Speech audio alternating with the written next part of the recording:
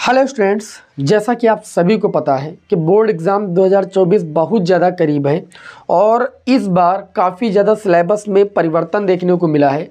तो मैं आप सभी लोगों को नए सिलेबस के अकॉर्डिंग जो लेटेस्ट महत्वपूर्ण प्रश्न हैं उनकी तैयारी मैं करा रहा हूं। महत्वपूर्ण प्रश्नों की श्रृंखला मैंने स्टार्ट कर दी है कल से। बहुत सारे विद्यार्थी हमसे जुड़ भी चुके हैं और जो नहीं जुड़े हैं तो उनको आप कृपया करके वीडियो शेयर करें, जिससे वो भी हमारे चैनल से जुड़ सके और ज़्यादा से ज़्यादा लाभ प्राप्त कर सकें। तो आज की क्लास में हमने एक नया चैप्टर उठाया है, समाकलन के अनुप्रयोग। सबसे पहले हम समाकलन के अनुप्रयोग चैप्टर के सिलेबस की बात करें तो इस बार आधा सिलेबस जो है इस चैप्टर का खत्म हो चुका है। आप सिलेबस देखिए अपनी स्क्रीन पर, इसमें साफ साफ लिखा है साधारण वक्रों के अंतर्गत घिरे भाग का क्षेत्रफल हमें ज्ञात करना है। इसमें भी विशेष रूप से आपको वृत्त, परवलय और दीर्घवृत्त को पढ़ना है, जिसमें से आज मैंने नई वाली एनसीईआरटी बुक के 2 टाइप के महत्वपूर्ण प्रश्नों को उठाया है। अगर इन टाइप के प्रश्नों को आप तैयार कर लेते हो ना तो बोर्ड एग्जाम में आने वाला प्रश्न इससे बाहर नहीं आने वाला है। ठीक है, तो यहाँ पर मैंने एक वृत्त का क्वेश्चन उठाया है और एक अभी हम दीर्घवृत्त का उठाएंगे। तो सभी विद्यार्थी ध्यान से इस क्लास को देखेंगे और यहाँ पर जो टॉपिक है आपका साधारण वक्रों के अंतर्गत घिरे भाग का क्षेत्रफल, वो अभी के अभी एकदम क्लियर हो जाएगा। कभी आप नहीं भूलेंगे, बस आपको थोड़ी देर समय देना है बस। ठीक है, और क्लास पसंद आए भाई, क्लास देखिए पसंद आया करे तो क्लास को लाइक कर दिया करें। आपके लाइक से हमें मोटिवेशन मिलता है, हमें ऊर्जा मिलती है आपको पढ़ाने के लिए। ठीक है ना, बस ठीक। चलिए भाई हम शुरुआत करते हैं। साधारण वक्रों के अंतर्गत घिरे भाग के क्षेत्रफल के अंतर्गत कैसे प्रश्न आएंगे। जैसे परवलय आ गया, कोई परवलय का समीकरण दे दिया गया और एक कोई रेखा का समीकरण दे दिया गया। अब इस क्या करना है, इस रेखा और इस परवलय के कारण जो घिर रहा है ये भाग, इस भाग का क्षेत्रफल निकालना है समाकलन के अनुप्रयोग की सहायता से। इस टाइप का कोई प्रश्न आ सकता है। या जैसे मान लीजिए वृत्त का समीकरण यहाँ पर दे दिया गया और कहा जाए कि इस वृत्त का क्षेत्रफल निकालिए किसकी सहायता से, समाकलन के अनुप्रयोग की सहायता से। दीर्घवृत्त का कोई समीकरण आपको दे दिया जाए और बताया जाए कि समाकलन के अनुप्रयोग की सहायता से आप दीर्घवृत्त का क्षेत्रफल ज्ञात कीजिए, तो आप आसानी के साथ ज्ञात कर सकते हैं। देखिए कितना अच्छा तरीका मैं आप सभी लोगों के लिए लेकर आया हूँ, कभी आप नहीं भूलेंगे भाई। यहाँ पर जो मैंने पहला प्रश्न उठाया है ये एनसीईआरटी बुक का पहला एग्जाम्पल है। ये कई बार बोर्ड एग्जाम में आ चुका है। इसमें कहा गया है कि वृत्त x² + y² = a² का क्षेत्रफल ज्ञात कीजिए समाकलन के अनुप्रयोग की सहायता से। इस वृत्त का अगर हमें क्षेत्रफल ज्ञात करना है तो इसका हमें फिगर बनाना पड़ेगा और फिगर बनाने के लिए हमें सबसे पहले वृत्त का केंद्र पता होना चाहिए, वृत्त की त्रिज्या पता होनी चाहिए, तभी तो हम वृत्त बना पाएंगे। तो आप लोगों ने कक्षा 11 में पढ़ा था वृत्त का समीकरण x - h का होल स्क्वायर। वृत्त का व्यापक समीकरण पढ़ा होगा कोनिक सेक्शन चैप्टर में, शंकु परिच्छेद चैप्टर में। x - h का होल स्क्वायर प्लस y - k का होल स्क्वायर = r²। जब वृत्त की समीकरण ऐसी थी तो इस स्थिति में जो h, k बिंदु थे ये क्या थे, वृत्त के केंद्र के निर्देशांक थे और जो r थी ये वृत्त की त्रिज्या थी। तो इस समीकरण को कुछ वैसा आपको पहले बनाना पड़ेगा। इस समीकरण को आप ऐसे लिख सकते हो x - 0 का होल स्क्वायर और y² को लिख सकते हो y - 0 का होल स्क्वायर बराबर ये a²। अब अगर देखें तो यहाँ पर केंद्र जो वृत्त का निकल के आया, h के स्थान पर भी 0 और k के स्थान पर भी 0, यानी इस वृत्त का जो केंद्र होगा वो मूल बिंदु होगा। आगे बात करें अगर यहाँ पर त्रिज्या की, तो त्रिज्या के स्थान पर a है, यानी रेडियस आपकी कितनी है भाई, a है। आई बात समझ में कि नहीं समझ में आई? तो हमें क्या करना है, अब हमें केंद्र पता चल चुका है और त्रिज्या पता चल चुकी है, तो हम क्या करेंगे, इसका फिगर यहाँ पर ड्रा करेंगे। इसके लिए हम x अक्ष बनाएंगे, y एक्सिस को डिनोट करेंगे। ठीक है, प्रदर्शित करेंगे भाई यहाँ पर अच्छे तरीके से। ये x एक्सिस हो गई, ठीक, x एक्सिस धन दिशा और ये ऋण दिशा, y की धन दिशा, y की ऋण दिशा। अब हम जो वृत्त यहाँ पर हम ड्रा करेंगे उस वृत्त का जो केंद्र होना चाहिए वो मूल बिंदु होना चाहिए 0,0। चलिए एक वृत्त हम ड्रा कर लेते हैं। ये वृत्त मैंने ड्रा कर लिया। ठीक है, अब मेरा कोई भाग छोटा है बड़ा है तो इसको आप समझ लीजिएगा, प्रकार से खींचोगे चारों भाग बराबर हैं। ठीक है, तो यहाँ पर 4 चतुर्थांश बन रहे हैं। इस वृत्त का केंद्र आपका है 0,0 जो मैंने वृत्त बनाया है। इस वृत्त का जो समीकरण दिया गया वो इसके ऊपर आप लिख दोगे x² + y² = a²। ठीक है, अब समाकलन के अनुप्रयोग की सहायता से आपको इस वृत्त का क्षेत्रफल निकालना है। तो इस वृत्त का क्षेत्रफल निकालने के लिए क्या करोगे, आप किसी एक चतुर्थांश का क्षेत्रफल निकाल लोगे और उसको 4 से मल्टीप्लाई कर दोगे, बस इस पूरे वृत्त का क्षेत्रफल आ जाएगा। तो यहाँ पर हम एक लाइन लिखेंगे, अभीष्ट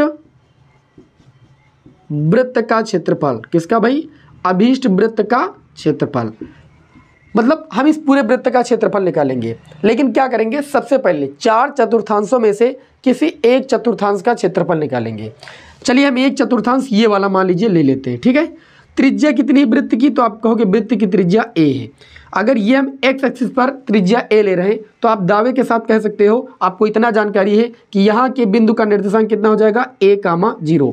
x अक्ष पर a चल रही, y अक्ष पर कुछ नहीं चल रहा है, तो इस बिंदु का निर्देशांक a,0। ठीक, अगर हम इस बिंदु का निर्देशांक निकालते हैं तो ये त्रिज्या a ही तो है, y अक्ष पर हमारा कितना चल रहा है a, x अक्ष पर कुछ नहीं चल रहा तो ये 0,a हो जाएगा। इसी तरीके से इस बिंदु के निर्देशांक निकालेंगे तो 0,-a हो जाएगा। इस बिंदु के निर्देशांक निकालेंगे तो -a,0 हो जाएगा, क्योंकि ये x अक्ष की निर्देशांक की बात हो रही है। ठीक, लेकिन हम कर क्या रहे हैं, हम यहाँ पर एक चतुर्थांश का क्षेत्रफल निकाल रहे हैं और उसको 4 से मल्टीप्लाई कर देंगे। तो समाकलन के अनुप्रयोग में आप लोगों ने पढ़ा है कि जब किसी कर्व का क्षेत्रफल निकालना होता है, जब किसी कर्व का क्षेत्रफल निकालना होता है, जैसे मान लीजिए हमको इतने कर्व द्वारा घिरे भाग का क्षेत्रफल निकालना है, इतने कर्व द्वारा, ठीक, इतने कर्व द्वारा घिरे भाग का क्षेत्रफल निकालना है, तो हम क्या करते हैं, हम सबसे पहले एक आयताकार पट्टिका खींचते हैं। ये आयताकार पट्टिका 2 प्रकार से खींची जा सकती है। चाहे आप इस कर्व से आयताकार पट्टिका को x एक्सिस पर जो है बना दीजिए या y एक्सिस पर ऐसे बना दीजिए, इसके लिए आप स्वतंत्र हैं, इसके लिए कोई बाध्यता नहीं है। तो जैसे हमें इस कर्व द्वारा घिरे भाग का क्षेत्रफल निकालना है तो इस कर्व से हम x एक्सिस पर क्या करते हैं, एक आयताकार पट्टिका खींच देते हैं, ये वाली, ये हमने आयताकार पट्टिका खींच दी, आपको दिखाई पड़ी होगी।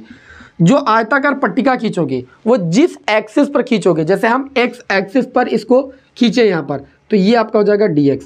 अगर y एक्सिस पर इसको ऐसे खींचते ऐसे तो ये आपका हो जाता है dy।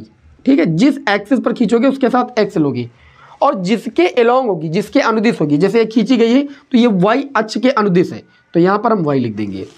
अब आयत का क्षेत्रफल सभी को पता है, लंबाई गुणे चौड़ाई।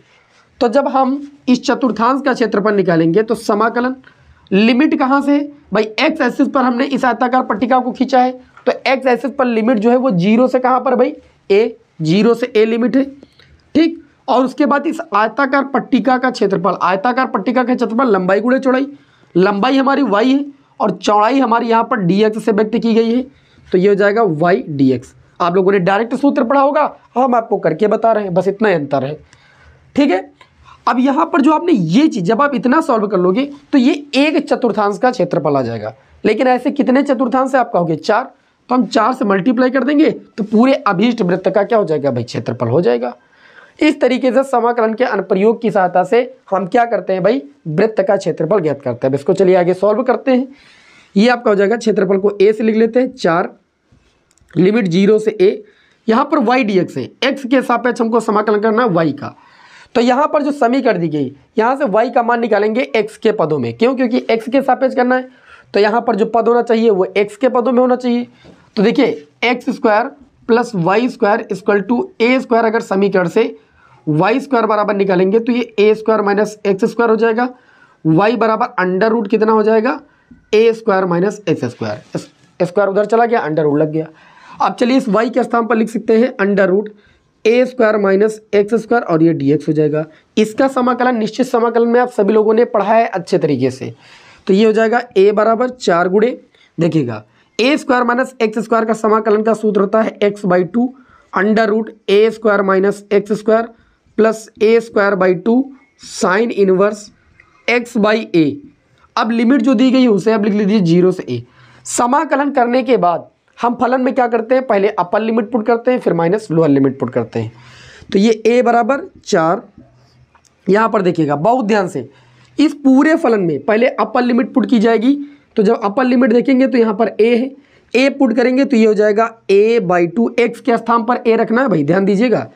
यहाँ पर a रखोगे तो a square minus a square, मतलब इस पूरे फलन की वैल्यू 0 हो जाएगी, इसको हटा देते हैं।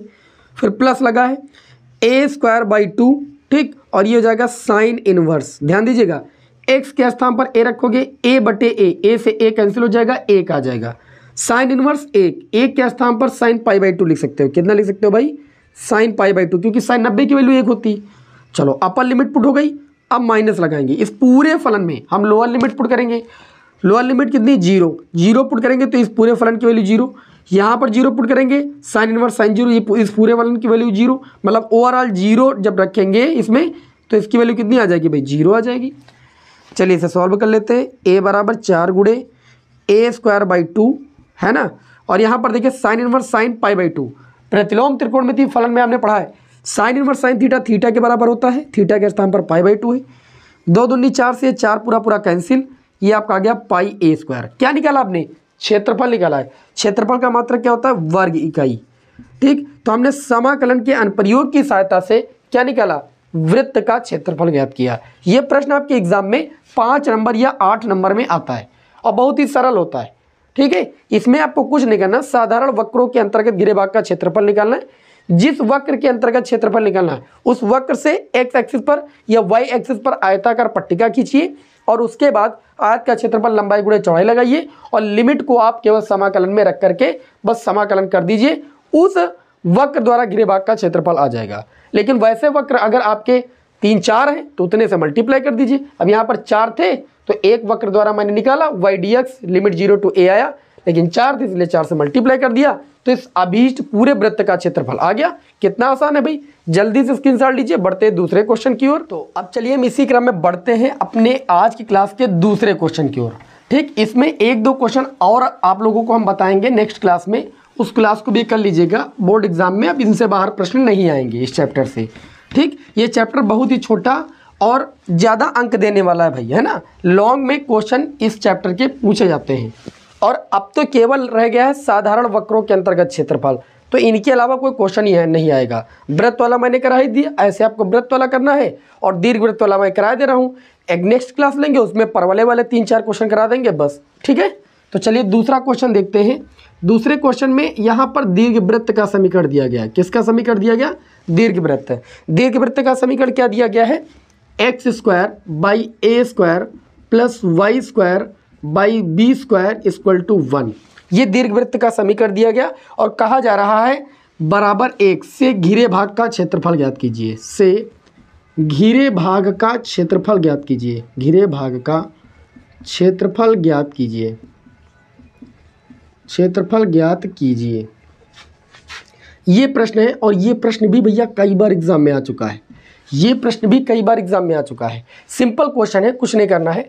दीर्घ वृत्त का समीकरण दिया गया, इसका मतलब है एक्स अक्ष पर जो अंताखंड है वो ए है, वाई अक्ष पर जो अंताखंड है बी है। दीर्घ वृत्त तो सभी लोग कक्षा 11 में पढ़े होंगे। दीर्घ वृत्त को हम एक्स एक्सिस के अनुदिश बनाएं या वाई अक्ष के अनुदिश बनाएं, बात तो एक ही है। 2 प्रकार से दीर्घ वृत्त बनता है। हमारा थोड़ा उल्टा सीधा बन गया है अंडे के आकार का। ठीक, थोड़ा सही कर लेते हैं, थोड़ा सा सही कर लेते हैं, ज़्यादा नहीं सही करेंगे। ठीक, ये दीर्घ वृत्त बन गया। ठीक, यहाँ पर क्या होता है भैया, मूल बिंदु होता है, ओरिजिन पॉइंट इसको बोलते हैं 0,0। अगर हम बात करें तो ये एक्स एक्सिस है, ये वाई एक्सिस है। ठीक है, प्रदर्शित कर लेते हैं, वाई ऋण, एक्स धन, एक्स ऋण। अब ध्यान दीजिएगा, एक्स अक्ष पर कटा अंतखंड कितना है, ए है कि नहीं है, तो इस पॉइंट का निर्देशांक आपका हो जाएगा +a,0 और इसका निर्देशांक हो जाएगा -a,0। वाई अक्ष पर कटा अंतखंड बी है तो इसका निर्देशांक 0, -b और इसका निर्देशांक कितना हो जाएगा 0, भैया b, क्योंकि वहाँ पर काट रहा है ये जो दीर्घवृत्त का वक्र है वो वाई अक्ष को यहाँ पर b इस पॉइंट पर काट रहा है तो 0, b निर्देशांक हो जाएगा। अब अगर आगे बात करें तो हमको इस दीर्घवृत्त का जो समीकरण दिया गया है वो दिया गया है x square by a square plus y square by b square equal to 1। हम इस समीकरण को भी व्यक्त कर लेंगे। अगर हमें इस दीर्घवृत्त का क्या करना है, समाकलन के अनुप्रयोग की सहायता से क्षेत्रफल ज्ञात करना है, तो सबसे पहले हम एक कर्व ले लेंगे यहाँ से लेकर यहाँ तक। ठीक है, और इस कर्व द्वारा घिरे भाग का क्षेत्रफल निकाल लेंगे। इतना क्षेत्रफल निकाल लेंगे, समझ रहे हो ना। इतना क्षेत्रफल निकालने के पश्चात हम 4 से मल्टीप्लाई कर देंगे, पूरे दीर्घवृत्त का क्षेत्रफल आ जाएगा। तो यहाँ पर हम डायरेक्ट एक लाइन में लिखते हैं दीर्घवृत्त का क्षेत्रफल। किसका भाई, दीर्घवृत्त का क्षेत्रफल बराबर, तो दीर्घवृत्त का क्षेत्रफल बराबर 4 गुणे एक वक्र द्वारा घिरे भाग का क्षेत्रफल। ये क्या आ गया भाई, ये देखो, हाँ वही हम सोचे क्यों नहीं दिखाई पड़ रहा है ना। 4 गुणे एक वक्र द्वारा, मतलब यहाँ पर देखिए मैं एक कर्व ले रहा हूँ, इस कर्व द्वारा घिरे भाग का क्षेत्रफल निकालेंगे। तो क्या करेंगे, इस कर्व द्वारा घिरे भाग का क्षेत्रफल निकालने के लिए हम क्या करते हैं, एक आयताकार पट्टिका खींच देते हैं। तो हमने कहा आयताकार पट्टिका चाहे ऐसे खींची और चाहे ऐसे खींची, इसमें कोई दिक्कत नहीं होनी चाहिए। ठीक, तो हमने जैसे भी ऐसे खींचा था तो वैसे ही खींच दे रहे हैं। फिर एक्स एक्सिस पर मैंने आयताकार पट्टिका को ऐसे ऐसे खींच दिया, ये आयताकार पट्टिका मैंने खींच दिया। अब आयताकार पट्टिका तो आयत का क्षेत्रफल लंबाई गुणे चौड़ाई होता है, लेकिन आयताकार पट्टिका में ख्याल ये रखना है कि ये किस एक्सिस पर है। तो आप कहोगे ये एक्स एक्सिस पर है, तो ये आपका हो जाएगा भैया dx। किस एक्सिस के अलोंग है, तो आप कहोगे y एक्सिस के अलोंग है, तो ये लंबाई हो जाएगी y। समझ गए? तो यहाँ पर समाकलन का चिन्ह लगाएंगे। लिमिट देखिए, तो x एक्सिस पर ये आपका आयताकार पट्टिका जो है स्थिर किया गया है, तो लिमिट जो ली जाएगी वो x एक्सिस की ली जाएगी, जो कि 0 से कितनी है भाई, a है। तो लिमिट हो जाएगी 0 से a, है ना, और ये dx हो जाएगा, लंबाई है आपकी y, तो y dx हो जाएगा। अब आप x के सापेक्ष क्या करेंगे, समाकलन। तो y का मान x के पदों में पहले निकालेंगे। कहाँ से निकालेंगे, इसी समीकरण से निकालेंगे। तो ध्यान दीजिएगा, एक्स स्क्वायर बाई आपको दिया गया है a square plus y square by b square बराबर 1 दिया गया है। अगर यहाँ से हम y का मान निकालेंगे तो y square by b square बराबर आपका आ जाएगा 1 minus x square by a square. इसको सॉल्व करेंगे, a square minus x square बटे में a स्क्वायर हो जाएगा। हमको केवल y की वैल्यू चाहिए, तो यहाँ से देखिए हम अगर y स्क्वायर की वैल्यू निकालेंगे तो b स्क्वायर उधर जाएगा, ये हो जाएगा b स्क्वायर बटे a स्क्वायर, और ये हो जाएगा a square minus x square. दिखाई पड़ रहा है आप सभी को? अगर यहाँ से हम y का मान निकालेंगे तो उधर लग जाएगा अंडर रूट b स्क्वायर बटे ए स्क्वायर, और ये हो जाएगा ए स्क्वायर माइनस एक्स स्क्वायर। अब अंडर रूट से वही संख्या बाहर निकलती है जो वर्ग में होती है, पूर्ण वर्ग होती है। तो बी स्क्वायर बाहर निकलेगा b, ए स्क्वायर बाहर निकलेगा a, और अंडर रूट ये हो जाएगा ए स्क्वायर माइनस एक्स स्क्वायर। अब चलिए भैया यहाँ पर वैल्यू पुट कर देते हैं, लिखेंगे y का मान रखने पर, है ना, y का मान रखने पर, चलिए मान रख देते हैं। तो क्षेत्रफल हमारा आ जाएगा 4 गुणे, लिमिट हो जाएगी 0 से a, है ना। y का मान कितना आया है, तो आप कहोगे b बटे में a under root A square minus x square, और ये हो जाएगा dx। ठीक, अब यहाँ पर क्या करेंगे, देखिए a बराबर 4 गुणे b बटे a अचर पद, उसको बाहर कर लेंगे। समाकलन हो जाएगा 0 से a under root A square minus x square dx। कोई समस्या नहीं, सिंपल सा क्वेश्चन है। a बराबर 4b बटे में a, अभी इसका मैंने सूत्र आपको बताया, x/2 under root A square minus x square plus A square by 2 sine inverse x by A, यही तो होता है। लिमिट आपको दी गई 0 से a, तो आप उसे लिख दीजिए, कोई समस्या नहीं। अब देखिए a बराबर आपका हो जाएगा 4b बटे में a। हम क्या करेंगे, हमने समाकलन कर दिया, upper limit minus lower limit. जब इसी पूरे फलन में अपर लिमिट रखेंगे तो देखिए यहाँ a रखेंगे a/2, लेकिन यहाँ a रखने पर a स्क्वायर से a स्क्वायर जाएगा 0, मतलब इस पूरे फलन की वैल्यू 0। यहाँ पर a रखेंगे तो a बाई a, ये आपका हो जाएगा a square by 2 sine inverse. अभी एक बार सॉल्व कर चुके हैं, a बाई a का मतलब 1, यानी साइन पाई बाई 2 हो गया, माइनस a बाई a का मतलब 1, और 1 किसकी वैल्यू होती है, साइन पाई बाई 2, 90 की वैल्यू होती है, माइनस। अब इसी पूरे फलन में हम लोअर लिमिट पुट करेंगे। यहाँ 0 रखेंगे तो इस पूरे फलन की वैल्यू 0, यहाँ 0 रखेंगे इस पूरे फलन की वैल्यू 0, अर्थात ये 0 आ जाएगा। सॉल्व करेंगे तो ये हो जाएगा 4b बटे में a गुणे में, ये आपका हो जाएगा a स्क्वायर बटे में 2 और गुणे में sine inverse sine theta, theta के बराबर यानी π/2 के बराबर, थीटा के स्थान पर π/2 ही है। काटेंगे 2 दूनी 4 से 4 कैंसिल, एक a से एक a कैंसिल, आपको दीर्घवृत्त का क्षेत्रफल मिल गया। देखिए पाई, एक a और एक b बचा, पाई a b क्षेत्रफल है, वो हमेशा वर्ग इकाई में आता है। किस में आता है भाई, वर्ग इकाई में। तो आज की इस छोटी सी क्लास में आप लोगों को मैंने साधारण वक्रों के अंतर्गत घिरे भाग का क्षेत्रफल ज्ञात करना सिखाया है, और उम्मीद है कि आप सभी लोगों को कुछ बातें समझ में आई होंगी। ठीक है, और ये बहुत ही महत्वपूर्ण प्रश्न है। नेक्स्ट क्लास में आप लोगों को हम परवलय से रिलेटेड, जो परवलय टॉपिक बचा है अभी, इसमें 3 टॉपिक थे, वृत्त, दीर्घवृत्त और परवलय, साधारण वक्रों के अंतर्गत घिरे भाग का क्षेत्रफल, यही आपके सिलेबस में। तो मैं अगली क्लास में आप लोगों को परवलय के अंतर्गत जो घिरे भाग का क्षेत्रफल, परवलय और एक रेखा के अंतर्गत घिरे भाग का क्षेत्रफल है, वो मैं आपको सिखाऊंगा, यानी उसके महत्वपूर्ण प्रश्नों को आपको बताऊंगा। ठीक है, इस तरीके से आप हमारे चैनल पर भैया जरूर जुड़े रहिए, ज़्यादा से ज़्यादा शेयर कीजिए दोस्तों में। ठीक है, मैं आप लोगों को रेगुलर क्लास प्रोवाइड करूंगा, आपको चिंता करने की कोई ज़रूरत नहीं। चलिए मिलते हैं आपको नेक्स्ट क्लास में। जय हिंद, वंदे मातरम।